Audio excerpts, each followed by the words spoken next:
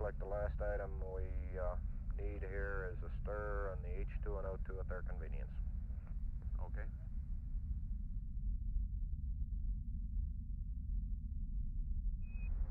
We've got one more item for you when you get a chance. We'd like you to stir up your cryo tanks. In addition, have a shaft and trunnion. Okay. For a look at the Comet Bennett if you need it. Okay. Stand by.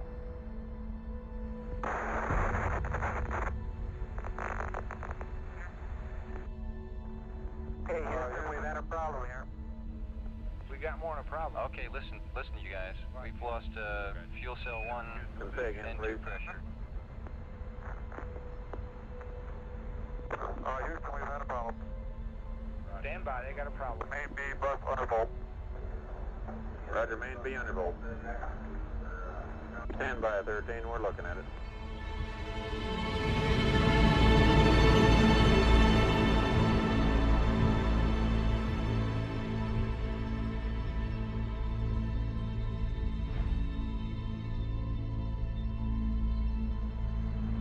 We had a pretty large bang associated with the caution and warning there.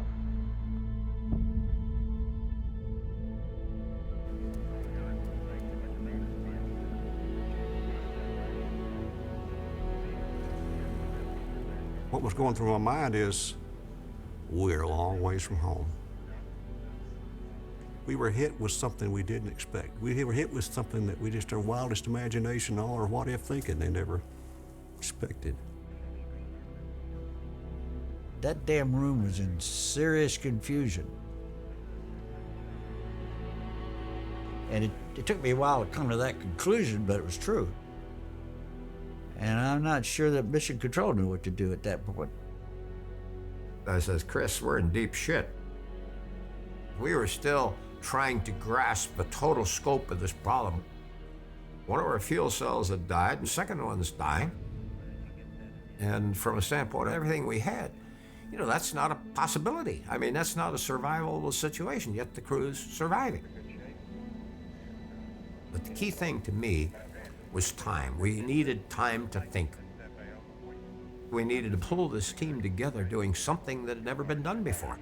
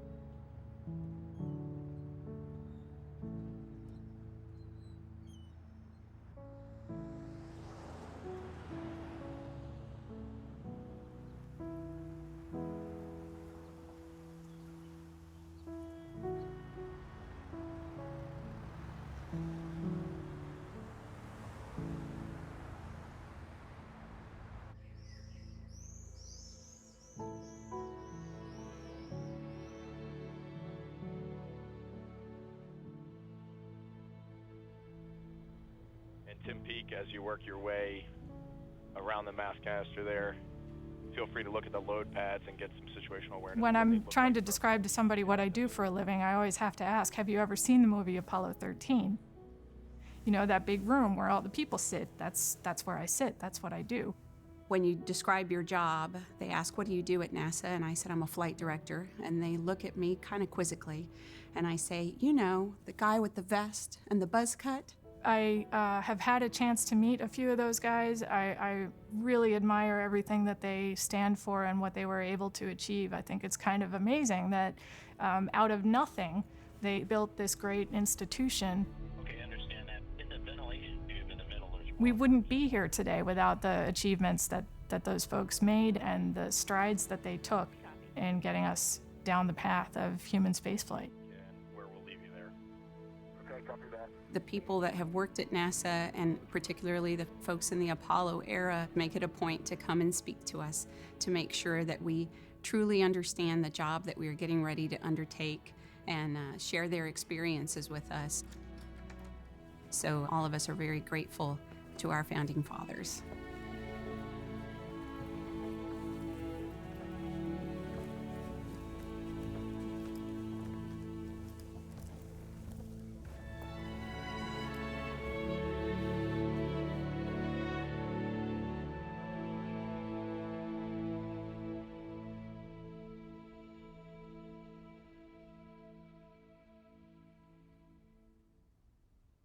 I grew up in both Oklahoma and Texas. And I used to sit outside at night and I'd gaze at the moon. Never occurred to me that we would land people there. I still go out and I like to enjoy gazing at the moon, but I don't look at it the same way I did when I was growing up. It's a different moon to me now.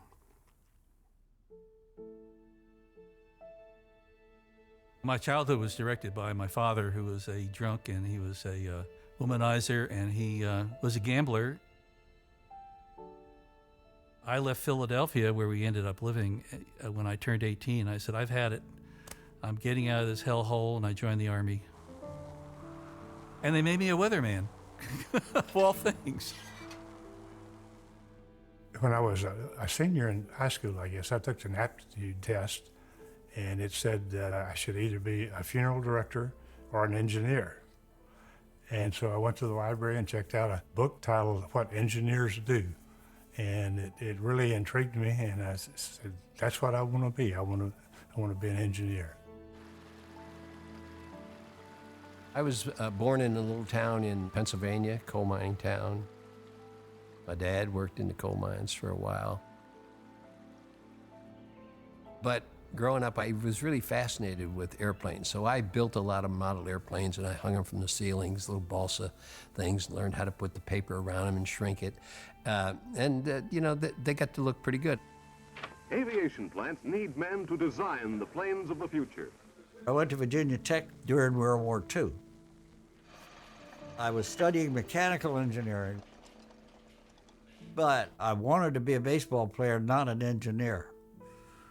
But I knew it wasn't good enough. I thought I was going to be this great baseball player, which I wasn't. You know, I was going nowhere. Somehow I ended up going to this junior college studying merchandising. The 2 years I spent there, I really didn't learn a lot, even about merchandising. I learned how to smoke cigarettes, smoke cigars, drink whiskey, and chase girls. That's what I learned. And I did a good job of learning that. And then everything changed.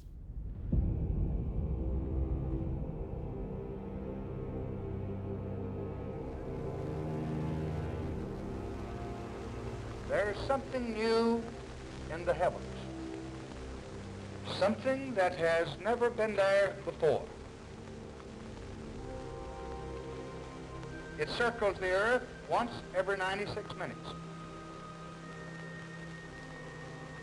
It's called the Sputnik. I can remember Sputnik. It was in an English class. The speakers came on and the principal announced what had happened, and the Russians had put a spacecraft or an object into space.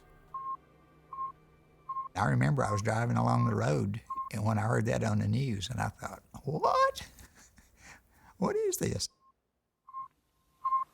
And we said, holy moly, you know, these guys are ahead of us. They've gotten a man-made satellite. And then shortly after that, when Gagarin flew. It was the propaganda coup of the year. And obviously, we all knew we were in a race. After the Russian flight, U.S. plans were accelerated. Commander Alan B. Shepard was sent into suborbital flight, unlike the Russians. And when Kennedy laid down the gauntlet that let's go to the moon and back and do it in a decade, I can remember, I wasn't even in the space program, I said, but I remember thinking, can that be done? No single space project in this period will be more impressive to mankind are more important for the long-range exploration of space, and none will be so difficult or expensive to accomplish. President Kennedy had charted our course. The landing of men on the moon before the end of the decade.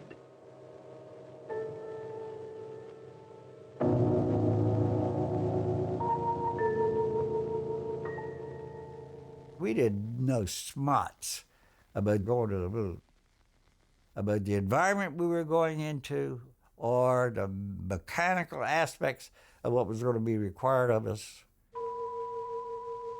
These things are pretty complicated. It may not seem complicated today, but they were complicated as hell back then.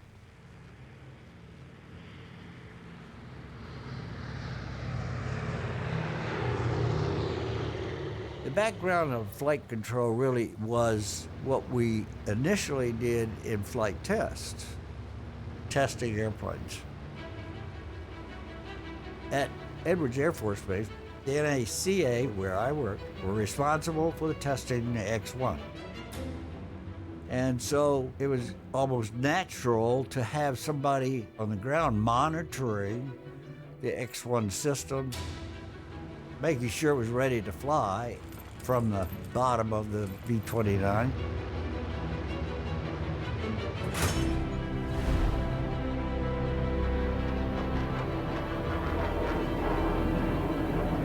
And they were able then to monitor the performance of the vehicle, but also the performance of the test pilot.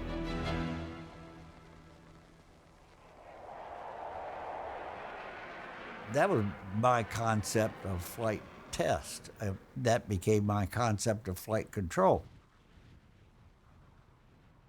Okay, now what does that mean in spaceflight to us? How would we concoct that kind of a system that would allow us to get that kind of information and talk to the crew? That was a very big job. We didn't have any buildings, we didn't have any radar, we didn't have any telemetry, we didn't have any voice communication. And we ended up then saying, these are our requirements. We got to tell them it's got to have a computer. What the hell is a computer? It was almost that much. We didn't know.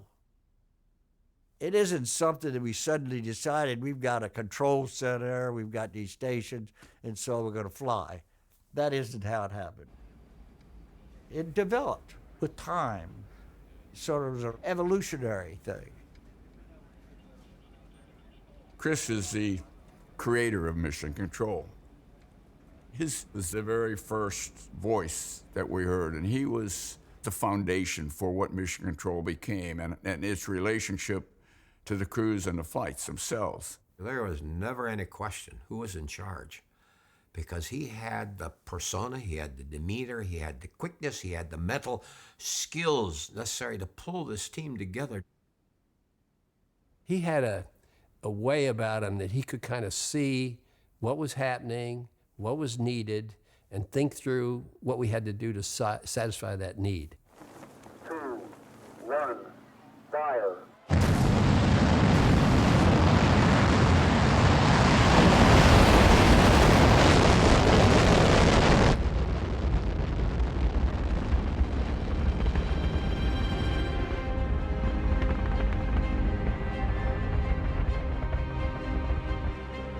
Oh, that view is tremendous.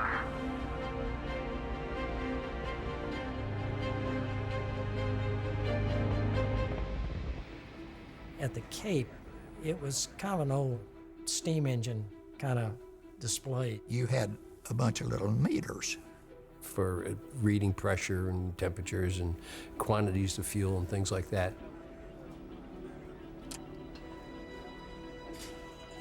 When we got the goal of going to the moon, that was a really much bigger step than Mercury. So the pathway to build a control center in Houston, equip it for the digital age and make it work that way was a big step for us from what we had done at the control center at the Cape. 1,500 miles west of Cape Kennedy, the heart of the entire project, the Manned Spacecraft Center at Houston, Texas. and this building behind me, where all major decisions are made throughout the flight, mission control.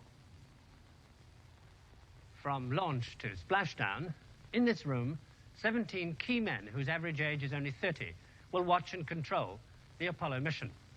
They'll be aided in their task by a continuous flow of information pouring into this room 24 hours a day from space and from tracking stations all over the world. From these display panels behind me, they'll be able to call up anything from a live television picture of Cape Kennedy or a recovery ship to moon maps, like that one, to a circuit diagram of the smallest transistor on board the spacecraft. All the controllers in this room will be helped by 6 rooms full of backup staff. So, we need a lot of people. We were looking for people with certain kind of capabilities, math capabilities, systems capabilities, communications capabilities, on and on. I had become an air traffic controller. One day the phone rang. It was a gentleman out here in Houston, and he started telling me they were hiring every engineer that walked in the door. And the next thing I knew, I was driving to Houston in my Austin Healey sports car with my black and white TV and my clothes. Come and take a trip in my rocket ship. We'll have a lovely afternoon. Kiss the world goodbye and away we fly. Destination moon. Travel fast as light till we're lost from sight. The earth is like a toy balloon. What a thrill you get riding on a jet. I worked at McDonnell Aircraft doing electrical design. So I got set up with an appointment and filled out an application form to work for NASA. About 3 months later, I come home one day and there's a telegram under my door. Job offer. See, I thought when I applied I would just get an interview, maybe. That's what I told my wife. But when the telegram came, it was an offer. And it was an offer for more money than a country boy had ever seen. $6,770 a year. My first job was to give tours of Mission Control. And the control center was just being outfitted with consoles. As I was a tour guide, I had a chance to meet people that were going to man those consoles. And I say man because there were no women, they were all men. And they were going to run those consoles and make the decisions. And they didn't have much time, but they had a little bit to tell me what they were going to do, at least what the basic job was of each position. This front bank of consoles, known locally as a trench, possibly because it's in the front line, is where the rocket men sit. It's their job to watch and check that every engine on board the spacecraft is firing correctly and pushing Apollo in the right direction. Right behind them here, the flight surgeon. His console has 2 normal screens like everybody else's, but here in the middle, on this screen, he can monitor the physical state of the astronauts second by second throughout the flight. Next door to him sits the capsule communicator. An astronaut himself, he's trained with the crew and speaks astronaut jargon, and so acts as a kind of interpreter when a particularly difficult order has to be passed from flight control to the crew. Next to him, along this bank of consoles, the men who check all the systems on the spacecraft. And behind them all, the boss, the flight director himself. He coordinates everybody's effort and uses that to assume responsibility for minute-to-minute decisions on the state of the mission throughout the flight.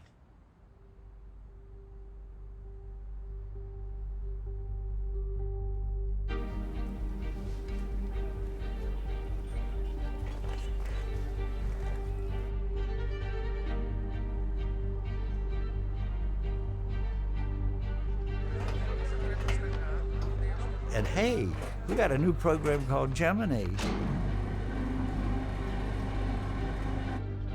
Why we got Gemini? Well, all these things we got to do to go to the moon and beginning to figure it, we got to do some testing. We got to do some stuff that proves we can do this stuff. 5, 4, 3, 2, 1, fire.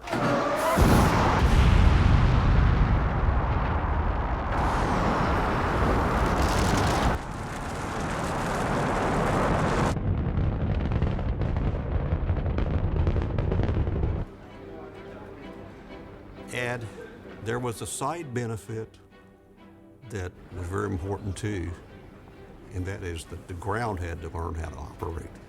Gemini became the proving ground for this Chris Kraft approach to mission control.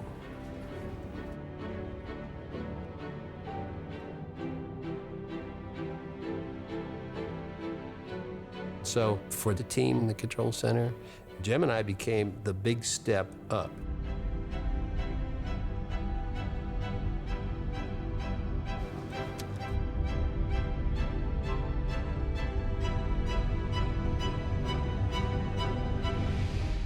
Each one of the missions had a very defined set of objectives. First of all, you could survive in space. Second, you could stay there for a long time. And then the rendezvous in the EVA. Spacewalks and all this kind of stuff.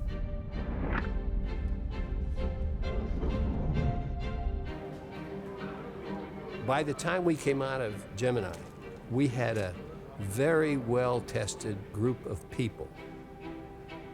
And when we got to Apollo, we just had to blow it up, make it just had to be bigger. So we were ready to take on the rigors and the difficulties that Apollo presented to us.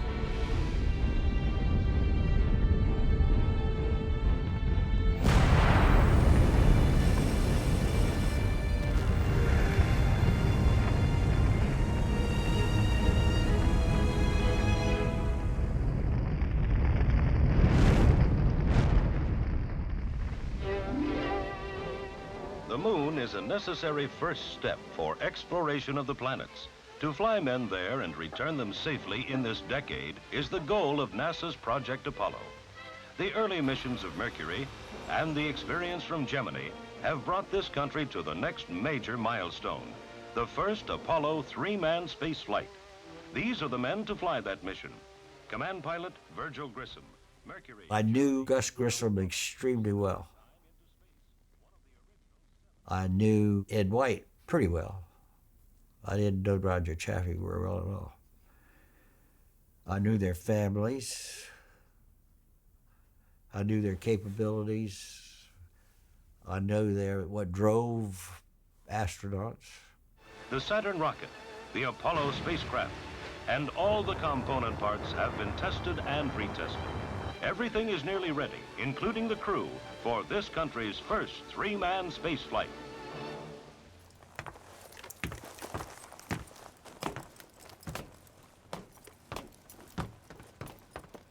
On Apollo 1, we were trying to get the first manned flight off. And there was push. There was obviously, and that usually happens at the beginning of a program. And we were having trouble with the spacecraft. We knew that there was bad workmanship. We knew that the wires were exposed. My introduction to the Apollo program after I came off of Gemini was that they were conducting a live pad test with the crew in a flight condition on the pad at the launch site in Kennedy. Most of that activity was directed by the Cape. I mean, they were in charge of it. We were just monitoring. But the Cape was really responsible for it. So I don't know if they felt any pressure to get that test done or not. The way the hatch was designed, it's sealed from the inside. They were buttoned up in a spacecraft. It's 16 pounds per square inch of pure oxygen. I don't think any of us recognized the seriousness of the danger we had put the crew in. If you got anything that'll burn, and if it ever catches fire, it's just going to be a holocaust. So I was sitting there watching all the data coming in, listening to the dialogue, absorbing this stuff, learning. I was back in my office doing paperwork, but came back to be the flight director. And Gus says, I'm ready to go. Finally, after bitching like hell about the fact that he couldn't hear somebody or he couldn't talk to somebody. Now we gotta get the moon. We can't fly between 2 or 3 buildings. And so we were taking a break. They were going to see if they could fix the comm. And some of the guys stood up and went outside the room. But for some reason, I hung back for a second. I had something to do, and I still had my headset on. And all once, You know, I heard it. Fire. And then there was some silence, and then there was a bunch of noise, just noise. I couldn't tell what it was. Wow, it all happened just right quick. We were sitting there and you hear the crew. We heard the shouts from the crew. Egress, egress. I said, hey, get back on here. There's something going on. And then from then on, it was impossible to do anything about it. Of course, you're just in shock.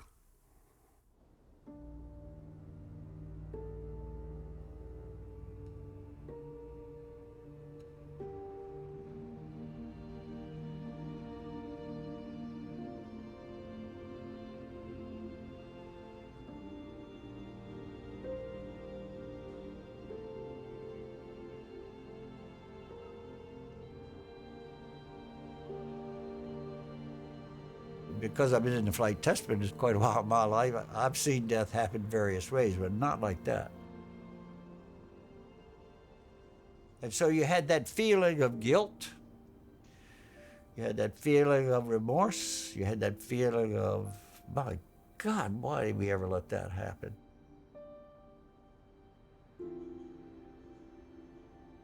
I think that we killed those three men. It's almost murder.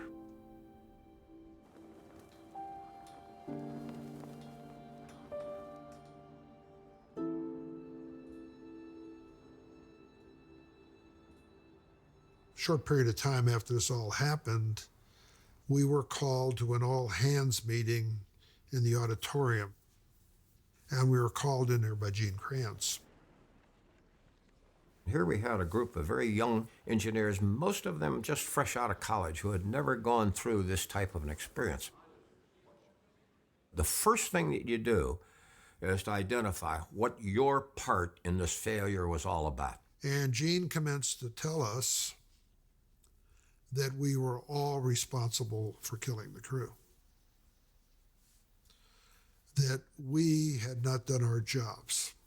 We could have gone to the program manager and said, look, we're not ready, but we didn't. So therefore, we will never do this again. Our teams in mission control will be known by two words. He said to us, I want you to go back to your offices, and on your blackboard, whiteboards that we had, I want you to write tough and competent on that board. And I don't want you to ever remove it. Tough, we will never again shirk our responsibilities because we are forever accountable for what we do, or in the case of Apollo 1, what we fail to do. Competent will never again take anything for granted. We will never stop learning. From now on, as a team, we will be perfect. I think it changed the entire attitude of who we were, what we did, and how we progressed into the future of space flight.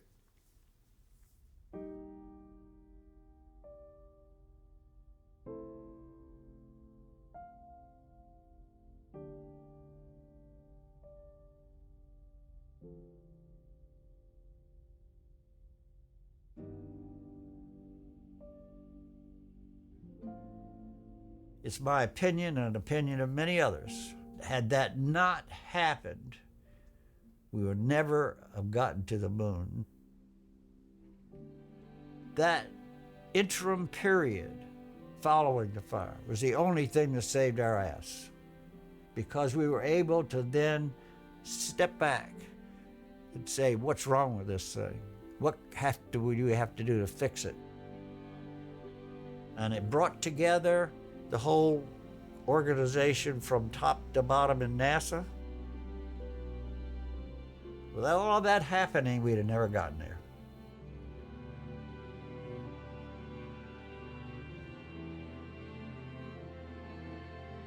We had leaders actually all the way from the top that told us, you know, get the job done, and they didn't try to do it for us. We worked for people that were great leaders. It started out with the Crafts and the Gilruths and those guys, and they mentored their people, and you learned to mentor your people as you became a manager. To be a leader, you have to be willing to accept the responsibility that requires you to do that. And that's what people don't understand about management. They don't understand that it takes a commitment that you're willing to accept. I became notorious for saying what the hell I thought. I want to hear what you have to say, and I might give you hell if I don't like it, but that's tough. Go away and come up with another idea that I might like. And I express those kind of thoughts to people. That's where I got my management forte. People liked it.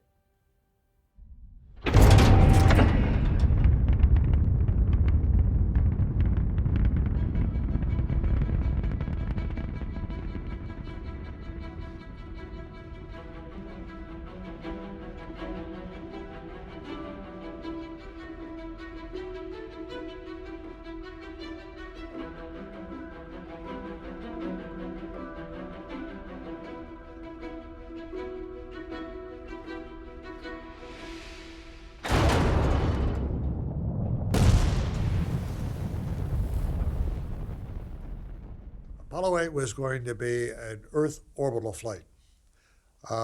We were going to fly the lunar module for the first time,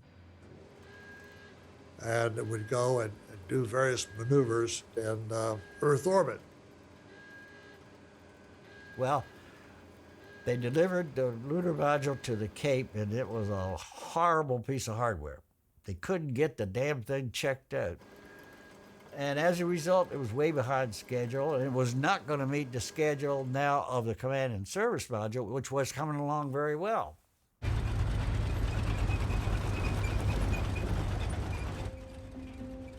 NASA management came up with this idea of, okay, let's take the flight opportunity that we have. Let's assume we can get the fixes into the Saturn V, and let us think about going around the moon. I said, my God, that's a hell of a different proposition. The risk involved there are many manifold.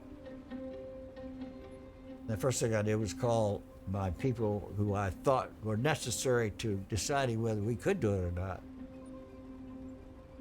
So we all got together, there's about 8 or 10 of us, talked it over, and I told them what we were thinking about. I thought immediately, he's got to be crazy. I mean, you know, we're a long way from being ready to do that. And I said, I want you to go away, and here's what I see the problems are. Now you go away and think about this, and you tell me what the problems are, and whether you think you can do it. So that was an intense weekend. But we went back on Monday and says, yes, we can do it with these limitations.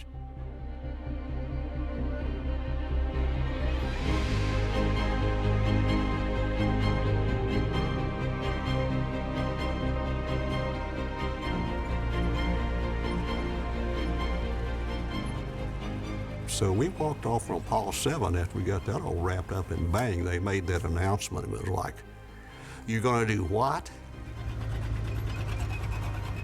We're gonna send a spacecraft out on a trajectory that's only gonna miss the moon by 60 miles.